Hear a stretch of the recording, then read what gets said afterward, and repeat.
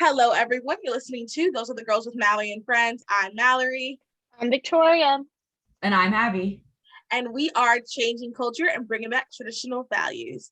So today we have a doozy. You guys are listening to this in Women's History Month. So why not do an episode on the quote unquote ultimate girl boss? We'll see. By the end of the episode, you can tell us whether you think she was girl bossing too close to the sun. Shout out to Claudia from the Morning Toast. Morning Toast. Or if she was just like a huge con artist, like you guys will be able to know. So if from that little snippet of what I just said, you could probably guess we're talking about Elizabeth Holmes. This episode of True Crime is a little different. We've gone over like people who are missing, people who have been, I think it's just missing.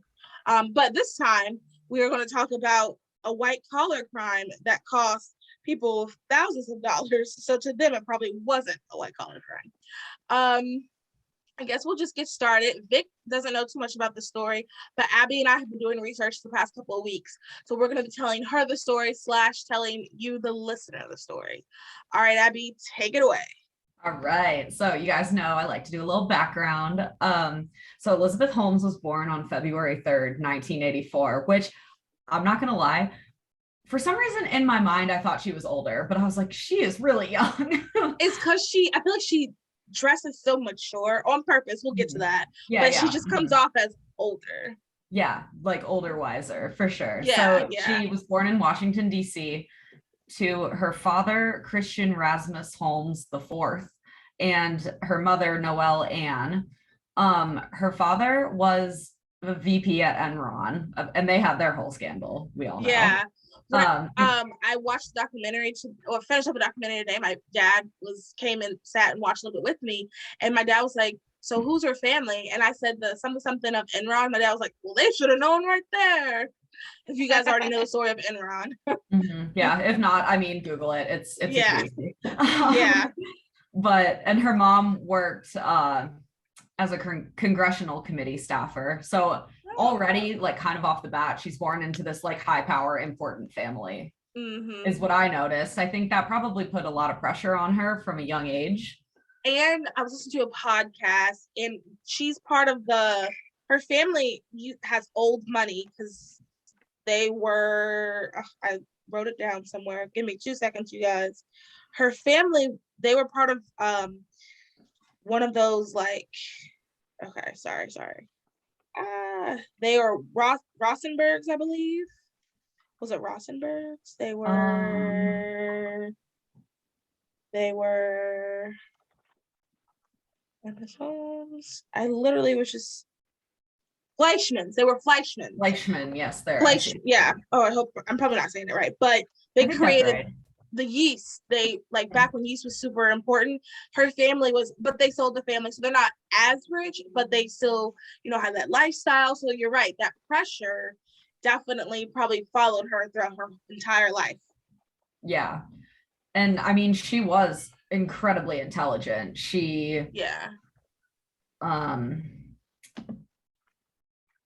Hold on, let me find where it was. Oh, yeah. So she attended Stanford University starting in 2002, which we all know is like an amazing school, really hard to get into. So that just speaks volumes to her intelligence. But she decided college wasn't for her, and she ended up dropping out in 2004 and used her tuition money as seed funding for a consumer healthcare technology company, which kind of sounds like a word salad, but basically she wanted to make a healthcare product. So that's what her money was going to. So kind of sort of good, well, not kind of sort of, definitely good intentions. Started off good. Absolutely. Yeah, for sure. She was very like entrepreneurial. Like anyone you hear talk about her will say she was like very much a go-getter, like super into kind of having her own company, being this girl boss, like Mallory said. And so basically what she wanted to do was she wanted to create this product that you could take a small amount of blood and get like a huge amount of data from it. So she wanted her product to accomplish this goal, essentially, because she always talked about her fear of needles and this kind of stuff. And she wanted to make this process easier for people. So she like invented this product that was going to basically, you could just prick your finger, get a couple drops of blood, and it could tell you all of this stuff about your health. Yeah, and you wouldn't have to keep getting vials like Victoria, like Sebastian wouldn't have, you know, how he gets with blood. In this invention of Elizabeth, you wouldn't have to go through that. Exactly. It sounds great, right? Sounds almost too good to be true. Exactly. Well, this project of hers was sort of like frowned upon from the beginning because she like pitched this idea to a bunch of people, was told by several medical professionals that what she wanted to accomplish essentially was not possible. Yeah. But she, you know, kept on keeping on, and eventually she got the dean of Stanford School of Engineering, which is the school that she dropped out of, to back her idea. So this is kind of where it all starts. And really quick, I want to add, so she kept pushing, even though everybody was telling her no. And that is where, to me, that's where I put her in the like good, quote unquote, good column, because it's like, yeah, if you believe in your product, you keep going, you don't let anyone stop you. But then at the same time, it's like, well, this is a medical thing, and you know, if medical professionals are telling you no, if engineers are telling you, maybe you should not. So that's where it's a weird position for her to be. That's where it's sketchy. Yeah, that's where it's sketchy. Like there's lines that keeps getting hopped and tap danced and hopscotched over. I agree. And I thought about that when I was reading through this stuff. I was kind of like, this is weird that she's super passionate about this kind of healthcare product, but she comes from like more of an engineering background, but she never finished her degree. So it's more just kind of her entrepreneurial nature that makes her so passionate about this thing. So I just, I found all of that really interesting. It says too that she was a huge admirer of Steve Jobs, who has a very similar story. He also dropped out of Stanford before he started Apple, and we all know how wildly successful Apple is. So as we sit with our Apple phones, and Vic, you're on an Apple computer, like I am. I know. So I mean, it can turn out two very different ways, let me tell you. She even wore like the same kind of turtleneck and jeans that he wore. That was very much her like iconic look. So it's just interesting to note these things. I think is so weird to me. Like, you're changing your personal style to fit someone. That's just strange to me, because I've never been the type, like, I like bright colors. I like to have my own style. So the idea of like, well, if I change my style, I don't know. That was weird. I mean, yeah. And the other thing you're gonna talk about is weird too, but we'll get to that in a second. No, I agree. It's like pretty much a lot of people who talked about her said she was very much trying to lean into this, like, well, you know, being an entrepreneur, it's a man's game, you know, so I gotta like make myself more masculine, basically. So she changed her style. She dressed like Steve Jobs. She, you know, talked differently. Everyone says she had this deep, deep voice. It's very recognizable. You guys should all like look it up. After this, you should look it up. Hear her talk, you will be like, oh my gosh, that's her voice. But my the mom was like, oh, sorry, go ahead. No, old professors have said, like, I don't know where the voice came from. She never talked like that when I taught her. So people are saying it's fake. Like, does anybody really know for sure? Maybe not, but it's definitely fake. It has to be fake. It doesn't sound real. And my mom walked in while I was watching, and she was like, is she okay? What's wrong with her voice? And I was like, oh, it's a whole thing. Like, I'll explain to you later. It's just everybody look it up. It sounds so fake. Yeah, it's a little crazy. I mean, there's a lot of crazy things about this story. Oh yeah, there's so much crazy. Yeah, that's just these are just the first two. Like, it gets crazier as it goes on. For real. So she kind of got the ball rolling when she got this old professor of hers to invest in. I forgot. She called it Theranos, which is a combination of the word therapy and diagnosis, which I did not know. Oh, I did not know that either. Okay. I think those are like interesting choices for words, just considering what the product actually was supposed to do. So I don't know, but I don't know. I think the entrepreneurial world is kind of full of these like buzzword type of things. And you want yours to sound creative and smart, and that's where she was coming from. But So yeah, she started to expand. She raised $6 million by 2004 of December. By the end of 2010, she had more than 92 million in venture capital. So this is like a huge expensive company. This is not like small potatoes at all. Every time I hear these numbers, I'm like, and at the end of it hurts me. At the end of every episode, I'm begging, please donate to us. And she has $92 million without even a real product. Like, also, we have to mention, nothing's been done yet. People are just doing this because they're taking her word for it. She hasn't shown any product. She hasn't done a full-blown scale. They're just literally taking her word for it. And they're giving her all of this money. She hasn't even produced a podcast, y'all. I know, it's insane. She's smart, she's persuasive, and people bought into it, literally. Yeah, literally. It's noted she operated the company in like stealth mode, so there was not a lot of like coverage or press releases or anything about that until September 2013, which is when she announced a partnership with Walgreens, which Walgreens is a massive company to just take on this product. Is crazy. That was crazy. My dad was like, wow, how did she even pull that off? That is, I mean, Walgreens. We all go to Walgreens. I like Rite Aid better, but you know, same thing. I agree, but yeah, whole different story. So her media attention increased in 2014 when she appeared in Fortune and Forbes, basically pitching this idea. And then it was so quick that all of this went south too. Like, this is pretty much the buildup. Her partnership with Walgreens was sort of her like big break. And then that's when it all kind of fell apart.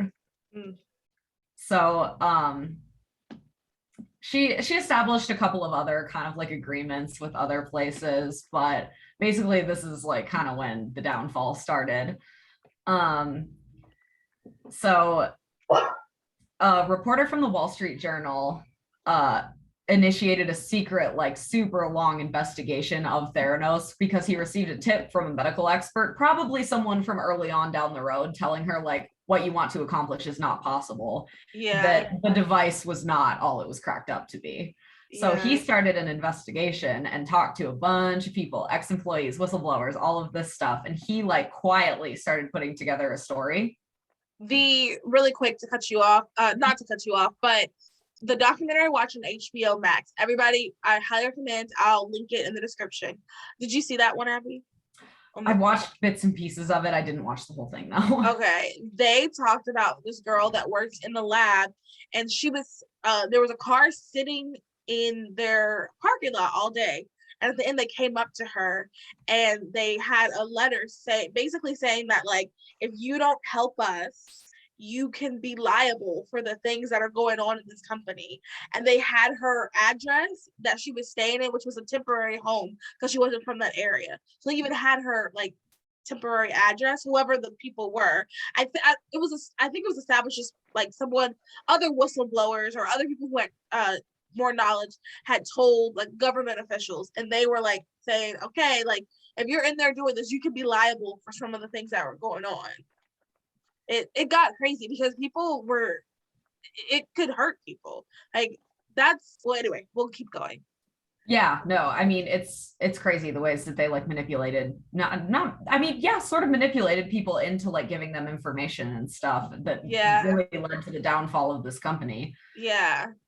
But so yeah, what happened was this guy published this kind of like bombshell article, kind of basically claiming that the device gave inaccurate results and that the company had been using commercially available machines, like basically outsourcing. Like they would take the blood samples, use the machine, but actually outsource it, which basically resulted in not the super quick results that were promised by this device, because the device wasn't actually the thing that was performing the tests. They were outsourcing it.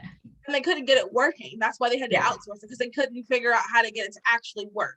It was a backup plan, essentially. Yeah. So basically, this article got published. Elizabeth Holmes denied everything, basically called it like tabloid news or whatever. But this sort of like opened people's eyes a little bit. They were kind of like, okay, interesting.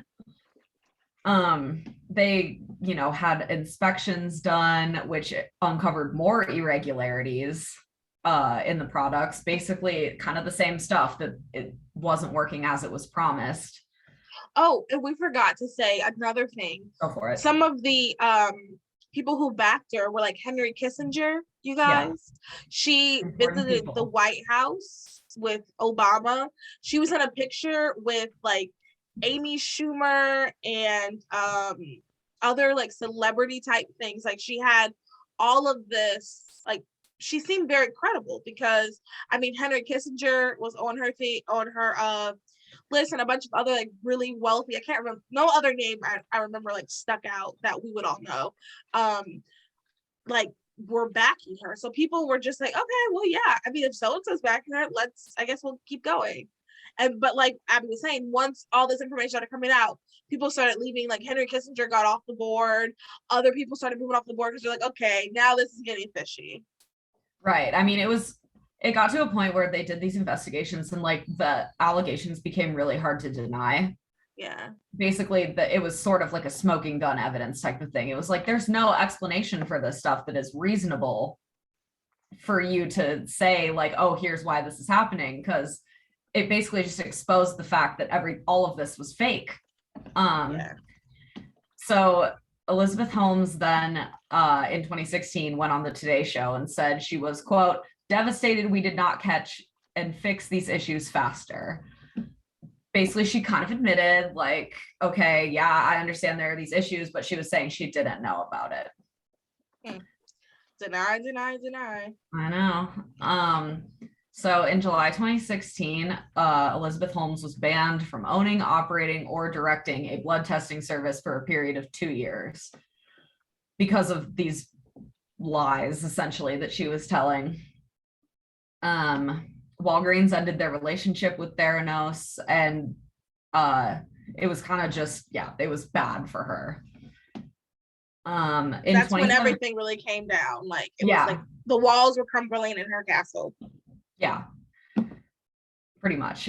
So in 2017, the state of Arizona filed suit against Theranos, alleging that the company had sold 1.5 million blood tests to Arizonans while concealing or misrepresenting important facts about those tests, which is a pretty hefty allegation considering 1.5 million blood tests is a lot of tests. Yeah, and that's 1.5 million people.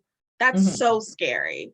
It is. That is like, I guess right now we can kind of talk about some of the problems that they had. So some of them were, so like Abby said, sometimes they would submit it, like you would send it to Theranos, but then they send it to a third party so that it wouldn't come back quick.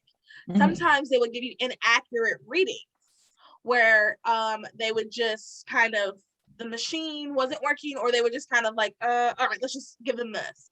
And a lady in the documentary I watched, she said that she and her kids used Theranos and then didn't come back, or like it came back and it was like, okay, interesting. So then she had like, she went and used someone else and the results were completely different. So at this point, you know, her lies, her continuing to do this is literally messing with people's lives. There was even an instance where it said a test came back saying that this pregnant lady had I can't remember the exact thing, but she had an issue that she would need to get taken care of because she was pregnant, and it was this big thing, and she almost like had to be induced, and then they did another test, not Theranos, and it turns out she was fine. So it's literally like she could have risked, you know, losing her child because they were going to induce her. So were they mixing up like tests, or is just like faking them? It sounded like they were faking them. They never straight up, at least I didn't hear them that straight up said that like they were faking them. They just said that the results were coming back wrong. So what I'm guessing is they might have been half doing stuff, because in the documentary too, they were saying that like they would do they had a certain amount of time to do these tests, and sometimes like the vials were so tiny they'd fall on the ground, and then you might not even realize it was on the ground. You could like step on it and mess it up, so that you're like trying to clean it, but then this isn't even, it's like against health regulations. And then they said like sometimes you would put your hand in this machine and there was needles and the machine wouldn't recognize it, so you might get nicked, so your blood might get mixed in with the people who you're working with blood. So it had all of these issues, and at this point, like, this is where you're literally messing with people's lives. Like you could actually hurt someone. That's the thing with like healthcare. Like having healthcare dreams and whatnot are really great. Like 10 out of 10 recommends, or like anything that you want to actually help people like physically with like health wise is great. But you have to make sure like you don't want to do more harm than good. Have you guys heard that story? It was a podcast called The Missionary about this lady that was in Africa, and she said she was a doctor, but she really wasn't, and she had a whole like hospital pretty much, and it turned out she was like killing kids, but she wasn't doing it on purpose, but she was trying to help people. Anyway, that's what this reminded me of. It's called The Missionary. Everybody should listen to it. Wow, that's insane. Yeah, that's what it reminded me of, because like, you know, good intentions, but you're hurting people. Yeah, no kidding. I mean, yeah, like you said kind of at the beginning, Mallory, I don't know. I think it's easy to paint Elizabeth Holmes as this like terrible like predator who was like out to defraud all these people, but when you like really sit down and think about it, like I don't know that I think that was the case. I think she truly did believe in her entrepreneurial spirit, and like she really wanted to make this idea she had work, and she just kind of had these blind spots as to what was actually happening. Well, maybe she was like so worried. She's like, these people put so much money and time and invested so much into me, like I can't let them down, so I'm just going to fake it until we figure it out. I think that was a big piece of it too. And that's where I like at the beginning. So I listen to a lot of stuff on this. There's like I didn't complete the podcast, but there's 2 complete podcasts that go into like way more detail than we did. Like there's one that kind of does like a dramatization of everything about when it all started crashing down. But after listening to all that, my opinion kind of changed, because like you said, at first I watched like a video on YouTube years ago. This is kind of, it's not, she just recently went to jail. Spoiler alert. Spoiler alert. Sorry. She just recently went to jail, but her tale or whatever has been old. And I remember watching the video years ago and just being like, wow, this lady's so evil. She's just a swindler. I can't believe it. She almost hurt people. But like learning a little bit more about like what she was trying to do, and like even though these things are so terrible, like that, I think that's just something that we tend to, like, if you have a vision and a dream, you kind of have your blinders on and just going straight. But when you are helping other people, you got to be on top of it. So the things that she was doing were so terrible, but at the same time, it's also like she was working like really, she was trying hard. It's just, but then I also think about, well, you can continue the story because I'll say this at the end. Yeah, totally. I mean, so I brought up these lawsuits. She managed to settle most of them. But basically she ended up getting charged by the U.S. Attorney's Office in the Northern District of California. Following what exactly did she do that was illegal? Like, just, is it fraud? Was that what it was? Basically they're claiming she defrauded a bunch of investors for a product that didn't work. And like the problem is she was going around telling people, taking people's money for this product, but it didn't work. And even though, I don't know if you guys have seen the Anna Delvey show on Netflix, is pretty much the exact same thing. It's the idea crazy. Sorry, y'all, allergies. The idea is you just keep asking money, keep trying to get money, and then eventually it'll work out. And it's like, you can't do that. Like, that's just, especially you can't mess with people's money. Like, you just can't. Your lies will catch up with you eventually. Yeah. Can I ask though, like, yes, like I fully agree, like never defraud anyone like with money, but isn't it in part the investor's fault for not doing their like work? Their due diligence. Yeah, like they should have done their due diligence. I think also too, because this is the same thing with Anna Delvey, which we'll have to cover one day. Oh, absolutely. I am fascinated by that story. So fascinating. I follow her on Instagram now because How Yeah, is she still on? I have if no she's idea in because she's jail? Nobody apparently knows. she's in ICE custody. How is Mhm. she on Instagram? No idea. No idea. And it's actually her. Like she'll post anyway. But that's beside the point. So people like Anna, people like Billy McFarland, who cross paths with Anna, which I think is just the craziest thing too. Anyway, those people, I think they just have something about them that people just trust. And for whatever reason, people let down their guards. But I hope getting these stories out will have people want to be a little bit more cautious. Like, I still think we should invest. I think it's important. Invest in podcasts that are turning into bigger brands. But I do think we should invest in businesses and in people. But you just have to do your due diligence. You can't just take people's word for it. And I think that it is partially the investor's fault. They should have asked for papers, asked for, I don't know, profit lines, ask for a tour of the products. In the documentary, someone who I can't remember if he was investing, he was doing something with the company, and he actually went to Walgreens and they stuck a needle in him. And he's like, "What are you doing?" And they're like, "We need to use a needle because of the type of test you're getting," or something like that. And he's like, "But that completely defeats the purpose of this product." So that's when he knew, like, okay, this is a fraud. Right. And everybody should have done that. Yeah, for real. I mean, definitely ask the right questions, figure out what exactly it is that you're like giving money to, because nobody wants to be on the other end of something like this. No. So do you, Mallory, want to go into a little bit about the relationship between the president of the company, Ramesh Sunny Balwani, and Elizabeth Holmes? Sure, I can talk about that because I have All right, cool. tons of thoughts. Okay, you guys. So, started off, it was just kind of a solo her. She was going out, getting other employees. She was building this company. Well, she ran into this guy, Sunny. And Sunny kind of like, I can't tell if he took over or if they were working together. I still am not sure with all they won't really admit to anything. So it's like tough to actually know what happened.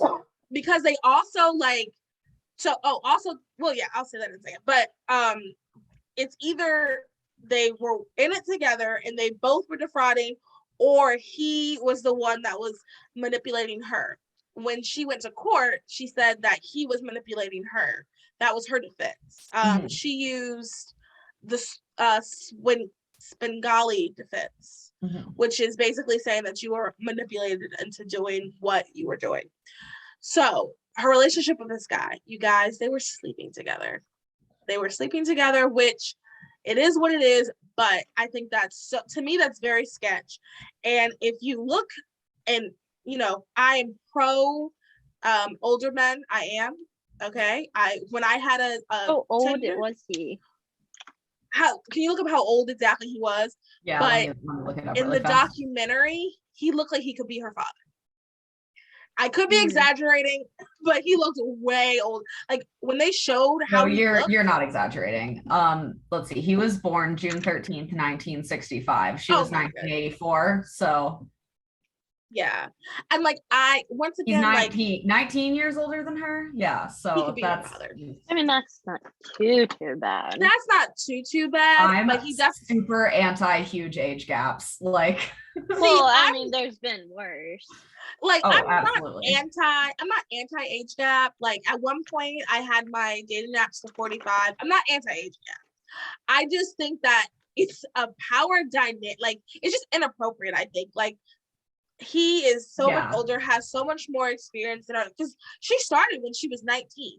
Oh wow, that's crazy. They're 19 years apart. And so she started the biz, like she dropped out of Stanford and started at 19. She was a kid. I'm not saying she was sweet and innocent. She could have been, but that's not the vibe that people tend to be pretty naive at that age, and they're easy to manipulate. And I mean, it's a 19-year age gap between somebody in their 40s and somebody in their 60s. Like that's very different than like a 19-year-old and somebody who's 19 years older than her, like in their late 40s. Like so that was their relationship. So when she went so where the like discrepancy comes is people just don't know if they were in it together or if he was manipulating her. In the court, she said that he was the one who was telling her, keep telling these people. And some days I agree that could have been possible, because I mean, when you think about it, even though he was charged, I guess he was also charged because his name was on everything, but he wasn't the face of it. Because I'm telling you, when they showed him on the documentary, that is not who I was picturing. I was, and I'm not trying to say he's like this hideous man. He's just way older. To me, he looks older than born in 1965. It's just an odd match. Like, it's yeah. an odd match. I think it comes off very inappropriate. Yeah. Well, I mean, I think I have even more of a problem too with the sort of like mixing business and pleasure, like the fact and that I was they just were about involved to say in that. business together and it turned into this kind of sketchy thing. That for me is like an even bigger deal than the age gap or any of that kind of stuff. Like that just is super inappropriate. Yeah, that was the next thing I was going to say. I don't think it's definitely not appropriate to mix business and pleasure that way, especially when you're these two people together. Mm-hmm. So he was known for being very a stickler. He was known for being very strict. He was keyboard watching. So someone said that like they would email. So like, let's say that Victoria and Abby were emailing each other, and then all of a sudden I emailed them and I wasn't CC'd on it, but I knew that you guys had emailed each other. So like they were reading their emails, and that was a culture that he created. He created that culture. He wanted it to be like, he watched everything they did. You had to sign affidavit or not affidavit. You had to sign non-disclosure. Mm-hmm. You had to sign a contract saying you wouldn't talk bad about the business. You had to key code into everything. They had to know where you were at all times when you were actually on the site. He created this like a kingdom, maybe like this whole like I'm watching you. Kingdom's not the right word, but he created this like culture environment.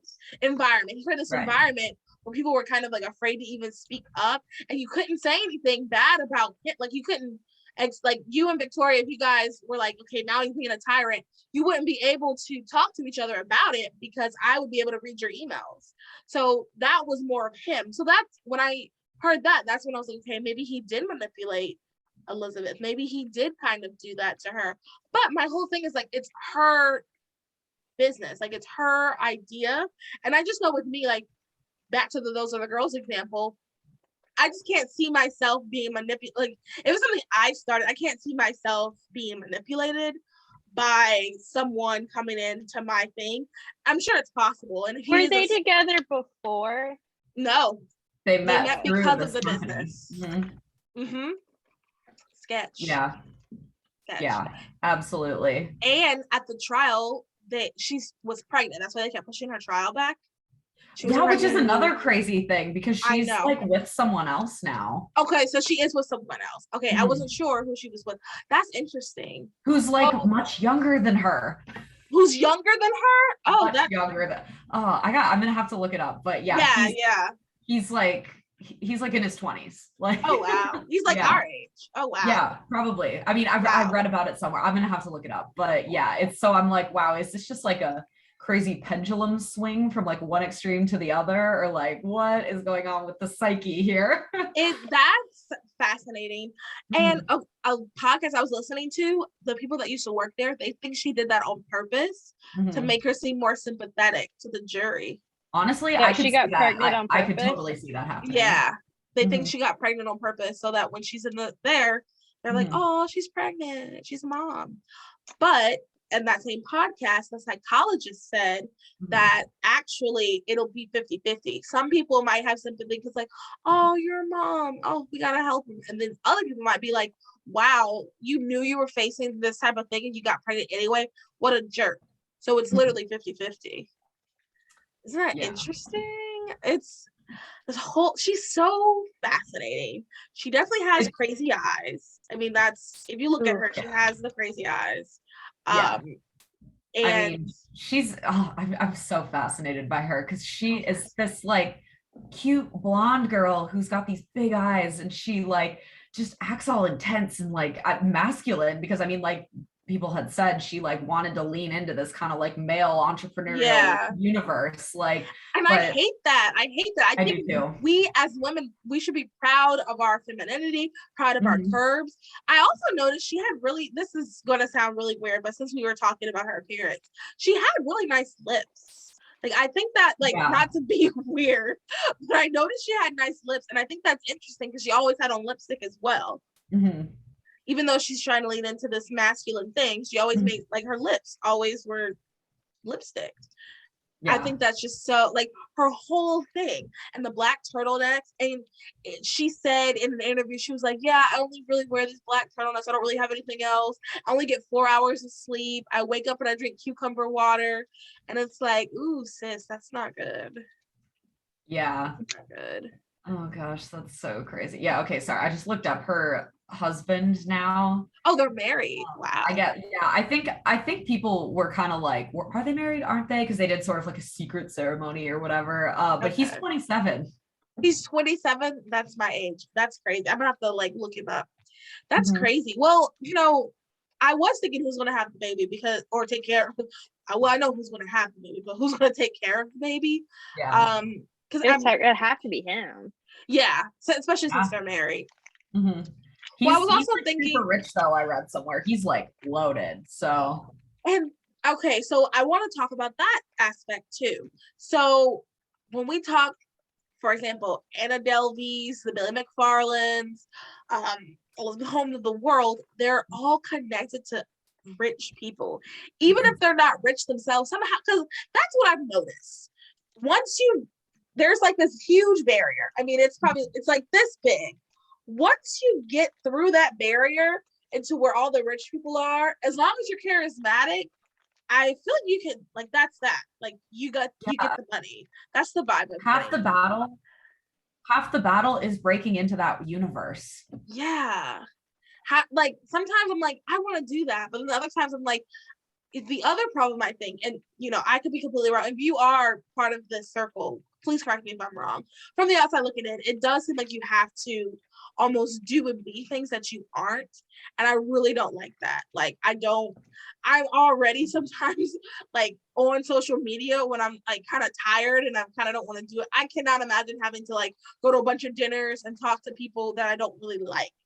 Like, for the most part, I get along with pretty much everybody, but obviously there's going to be one or two people who I don't really get along with.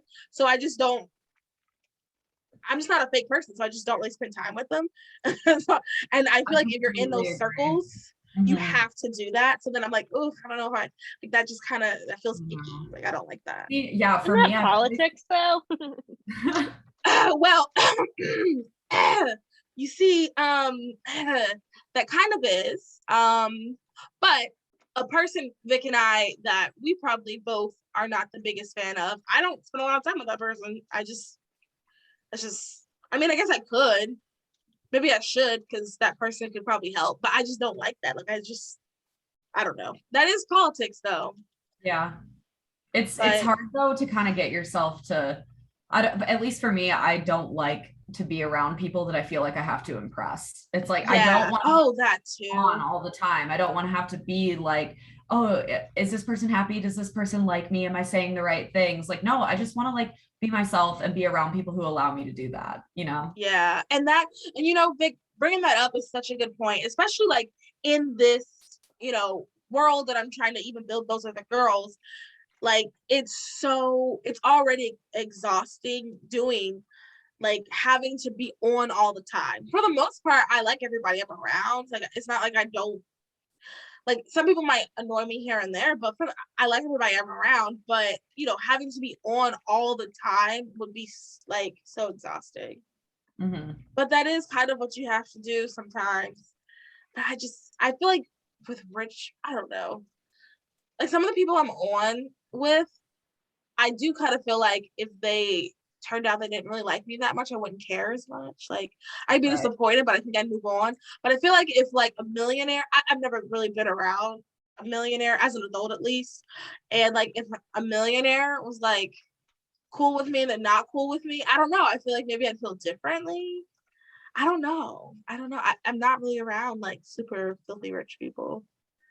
I think that could help the podcast. With this stuff, it's important to take it to prayer, honestly. Like if you feel sketch about someone, if you just kind of like have a conversation with God about that, I think he'll probably like lead you to the right answer. If you're supposed to be involved with them, you know, do what you have to do. If you're not, then like he'll make that clear to you and you can kind of make your decision that way.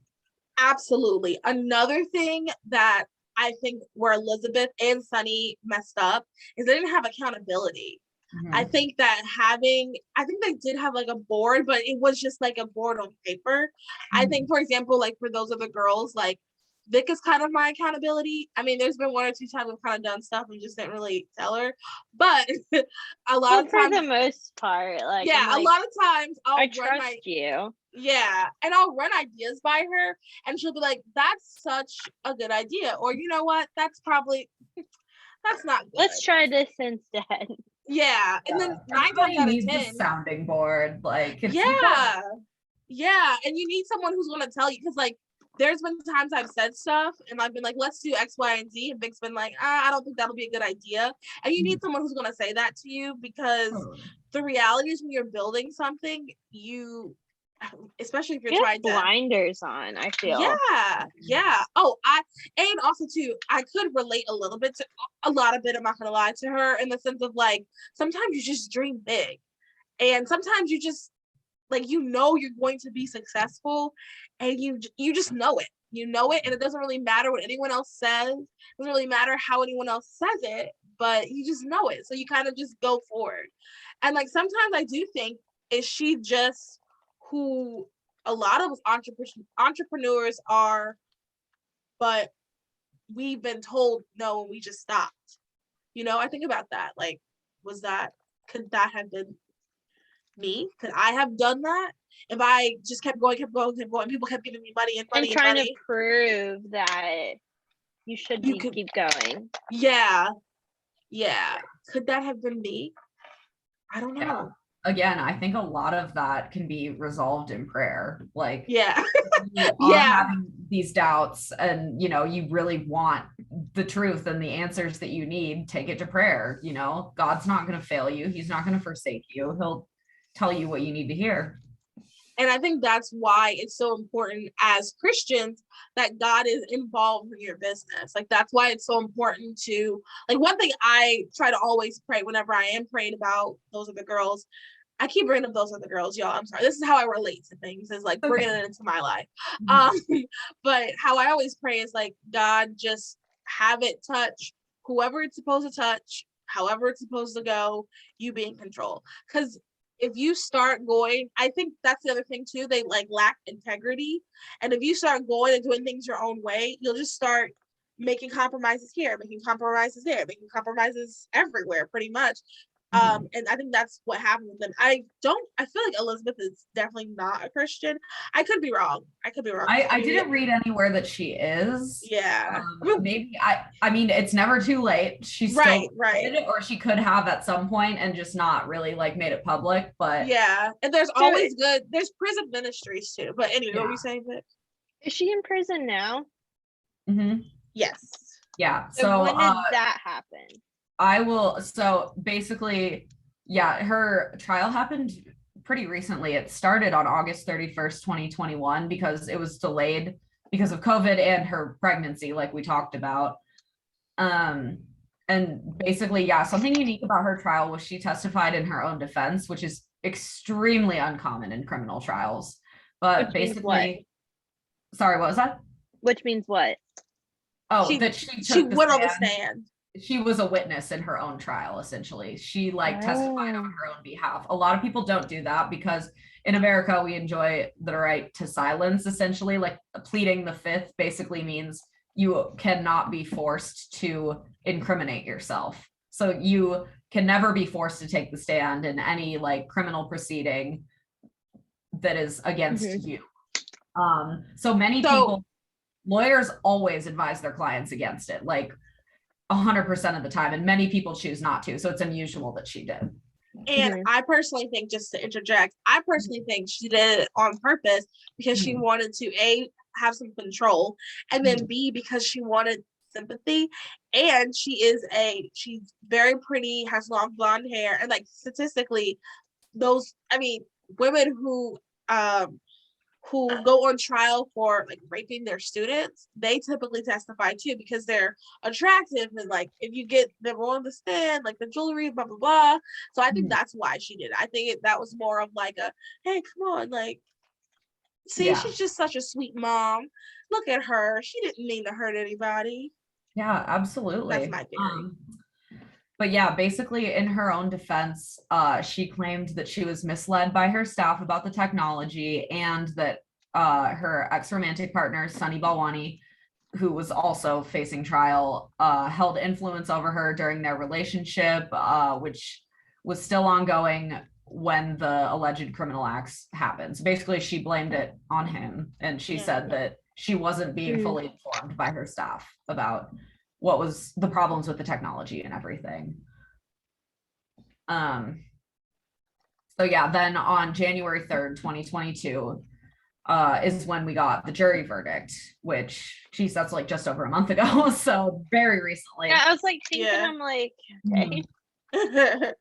Yeah. So Elizabeth Holmes was found guilty on 4 counts of defrauding investors, 3 counts of wire fraud, and 1 count of conspiracy to commit wire fraud. There were several other counts that she was found like not guilty or no verdict on, and the government essentially agreed to dismiss them. But basically she is awaiting sentence while remaining at liberty, so she's not in jail, on $500,000 bail. She faces a maximum sentence of 20 years in prison and a fine of $250,000 plus restitution for each count of wire fraud and for each conspiracy count. So basically the sentences likely to be served will be a maximum of 20 years. Which means she probably won't. She definitely won't get 20 years. No, she won't. Her sentencing is scheduled for September 26, 2022. So like, hold on for that. I don't know why they set it for so far out. Usually it's only like a few weeks, but the baby. I bet it's the baby. Probably. I mean, she has really, some she has the best attorneys, I'm sure. She's very charismatic. I'm sure she figured out some way to like game the system so that she can be like at liberty for this time while she's awaiting sentence, because she has the money to pay it, essentially. Yeah. So that's kind of where we're left with her case. So keep an eye on that for September of this year. It'll be interesting to see how much she gets. Like Mallory said, I agree. She's not going to get 20 years. No. I think she'll probably maybe get like 8 to 10 and serve 4 or 5. Yeah. It would be my prediction. So, and she would probably go to like a white collar prison. Yeah. So it probably won't even be like a real, like, I don't know if you guys remember the episode of The Office where the guy's like, yeah, we had gym time, we had a TV, it was bigger than this TV type thing. So it's not going to be that much of a punishment. Yeah. So you guys, where do you stand? Do you think she was a good person with good intentions and they turned bad? Or do you think she was like a fraud and she just got selfish and greedy? Where do you guys stand? I think she was a very young girl who had huge ambitions and got in way too deep and didn't have another way out and got caught, essentially. That's what I think happened. What do you think, Vic? Yeah, I think she had good intentions to start with and thought she could do it and realized she couldn't. And she's like, well, crap, I got to make this up to my investors. And I don't think she meant to do it at the beginning. I'm not sure about towards the end, but I definitely don't think she meant to do it at the beginning. Yeah. And I don't know how much of an influence the guy had on her either. I know. That is such an interesting aspect of this story, I think, is that there was this kind of like, this story kind of has it all. It's got like crime, romance, right, all of this stuff. It's like crazy. It's like a soap opera almost. All they need is murder. Knock on wood. Exactly. Hopefully no one dies. But, yeah. Hopefully no one dies. But that's yeah. I think I'm leaning more with you, Vic. Like, I do think it started. So when I first, like I said earlier, when I first heard this show, I'm like, wow, this woman's evil. Oh my God, I can't. What? There's barely any women CEOs, and now she makes us all look bad. Evil, evil, evil. Boo, boo. And then after hearing it more, I really am starting to think that she started off with good intentions. I think, like, you guys, I'll link some of the stuff I listened to. She really started off really wanting to help people. Like, it sounded like something, because there's the people who like create business just to make money. For example, Facebook. Not saying that Facebook hasn't helped people, I guess, but like, let's be honest, you're not starting Facebook because you want to cure or like make people's lives better. As a matter of fact, they make people's lives worse. Yeah. So like, I don't think it was. So I think she started off really with good intentions, but I do sometimes wonder if because she lacked integrity, because that's what happened. That's how she ended up where she was. She realized, even though I know she knew that it wasn't working. And I don't know if her motivation to keep going was because pure selfishness, like, I have to do this. I don't care what anybody says, I have to be successful. Or if it was like ignorance and like, okay, it's not good now, but I know it'll be better later. We're going to figure it out. So let's just keep going. I don't know which one it was. I do think it started off good, but I think it could have taken a turn. And then the guy, I'm so torn because everything I listened to, they made it seem like he could not have possibly influenced her. There's no way. She's lying. He was a pawn. But that's how, like, that was the slant they put on, because obviously everybody has a slant when they do these podcasts. Like, you could probably obviously hear our slant. But like, when I was presented with the facts that they were saying, I was just kind of like, I mean, it's possible. Like, when you think about, he's significantly older than her. He has more money than her. He knows. So the problem also too was like, she had no experience in any of the things she was doing. She had no medical health experience. She had no real entrepreneur experience. I mean, she's always had that, like, I'll use myself. I don't have a real entrepreneur experience, but I did have a business, since the 5th grade, but that's not, it's not real. And like, she's never had anything like a real entrepreneur experience. She had no medical experience. She had no engineering real experience. Like, she was smart, so she could figure things out, but she didn't really have any of these things. So if this man comes and has different ideas, has different experiences, then I can definitely see him manipulating her. I definitely think it's possible. Yeah. So there's the age gap too, which that age gap, yeah, that just automatically kind of puts one person in a position of power over the other, especially when it's so large and like one of them is so much younger. Yeah. And I think also, so about age gaps, I think the biggest thing that especially people like, I don't like age gaps either. Even like, I'm pro them, like, I guess, but like sometimes I don't. And my biggest thing is like, what does a 19-year-old have in common with he would have been like 38? Like, they're in two different question. But they didn't two different phases of life, right? They didn't start at like 19. When she was 19, he was 38. It was like later on. No, it was like, right? maybe like 20 and 39.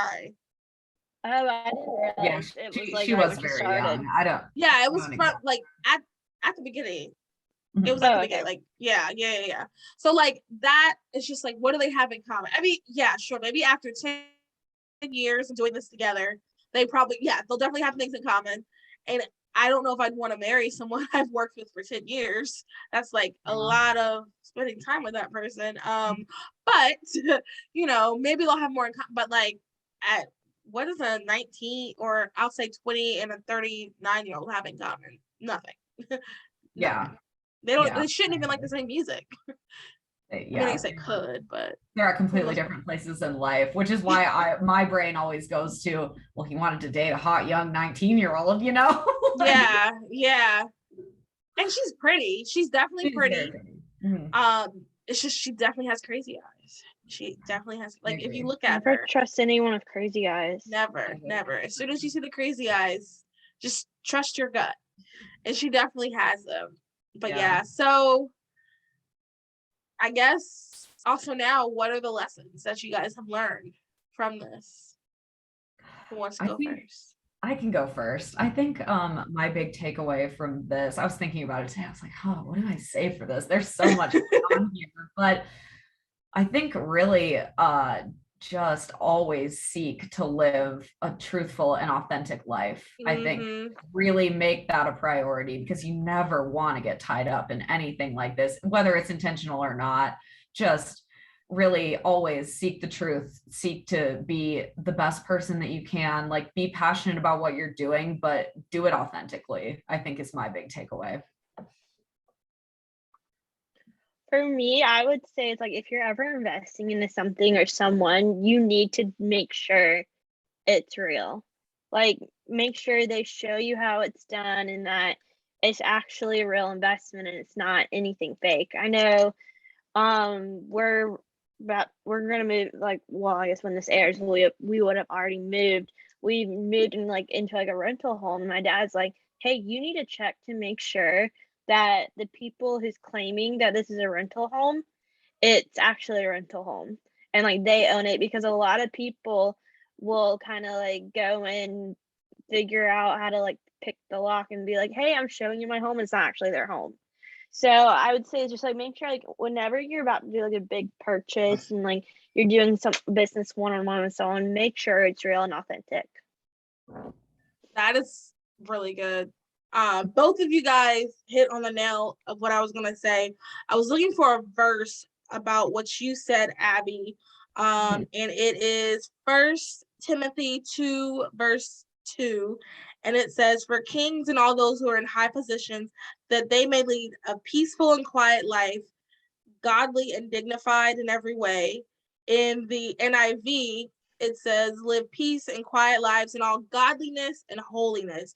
And that just reminds me, like what you said, live your life in honesty. Like that's a huge takeaway for me. Just integrity. Like, if you're living your life peaceful, quiet, in godliness and holiness, you don't have to worry about going to jail for fraud, because you would do things that are, if you just keep your integrity, because that's what it comes down to, in humility. Like that's another thing too, I think was maybe an issue. She probably just couldn't humble herself and say, hey, I messed up. That was probably hard, which I get. But if we're trusting God, like Abby said, we're trusting God, if we are believing or if we're praying, then God will tell us what to do next. And if we need to take humble pie and say, hey, you know what, this has to stop, or maybe our business needs a pivot, because I'm sure she could have pivoted if she had thought more about it. But yeah, so definitely the living life in all godliness and honor and holiness, and making sure that you're doing business with like legit people. That's such a good point. I did not know that about renting, Victoria. That's a good tip for anyone I listening. didn't know it either. Like, especially like, renting like a house is like you gotta make sure it's like they own the house, because there's been a lot of fraud cases. I did not know that. Yeah, it's crazy. Like I've read, like, especially in San Diego where I live, like they're on Craigslist just posting stuff, and they're trying to be like, it's gonna go quick, you got to make a payment now. Like, and basically the rule is don't ever buy or like, you know, agree to rent any property that they like refuse to show you. Like, you have to see it, you have to know that they are the ones who own the property before you give them anything. Well, and even if they show, you gotta make sure, okay, like this is actually the person, or not, instead of like them like picking, like, because apparently a lot of people will, like, if a house is for sale, pick like the lockbox and to unlock the door and be like, hey, this is my home, I'm renting it to you. So like my dad told me, he's like, hey, like the person who tells you like, okay, like this is like their name, you can look up any property records online. Wow, it's crazy how much we'll wrap it up, but it's just crazy how much integrity our society does not have. Like, I can't believe we've gotten to a point where we have to like look up the property records. Probably now that you're saying it, in my head, I'm like, okay, I'm gonna have to like find this person on Facebook, make sure the name and the face, print off pictures I find on their LinkedIn, and make sure, okay, is this you? All right, and then what is your grandfather's last name? I'm just looking here. I'm adding that in so I can hack into your Facebook. What is your father? Yeah, like we just have to confirm that. That's just so crazy. I can't believe we've come to that society where people are doing those type of scams. Yeah, that's wild. Nobody listening here better do any scam like that. Everybody, we're other girls and we don't do those type Always of be things. vetting, always be seeking authenticity. Yes, yes. Live a life in godliness and honor. Thank you everyone for listening. I hope you guys learned a little bit more about the Elizabeth Holmes case. We will link all the podcasts and the documentary, and if you guys read anything else, any articles and things like that, we will link that in the description. I really hope that this was an episode you enjoyed and that you will share with your friends. I think this is a perfect episode of explaining when do you stop? When is there a time where you cannot continue doing what you were doing? Your dream might need to be on pause. So tell us, I'll do a poll on Spotify. Tell us if you think that Elizabeth Holmes was just girl bossing too close to the sun, she was really a good person, or if she actually was this evil woman who was taking advantage of people and she just wanted to be rich. Tell us which one you think it is on Spotify, and also come over to our Instagram page and let us know. If you enjoyed it, like I said, rate, review, subscribe, tell all your friends. If you liked what you heard, you're like, you know what, I think these girls are great, let me donate to them. There will be a link for donation as well. You know, we won't fraud you. We can show you our products. As a matter of fact, you were listening to our product. Also head over to our merch site. We have some really cute clothes, t-shirts, stickers, and that's about it. So t-shirts and stickers if you're interested. Oh, I think we have a mug up there too. I'm trying to think anything else. Buy from our sponsors, and I think that's it. Yeah, Everybody have a back. yes. Thank you for coming on. Excited for whatever we're going to talk about next month. We have a good idea. Yes. All right. Bye, everybody. Bye. Hi guys.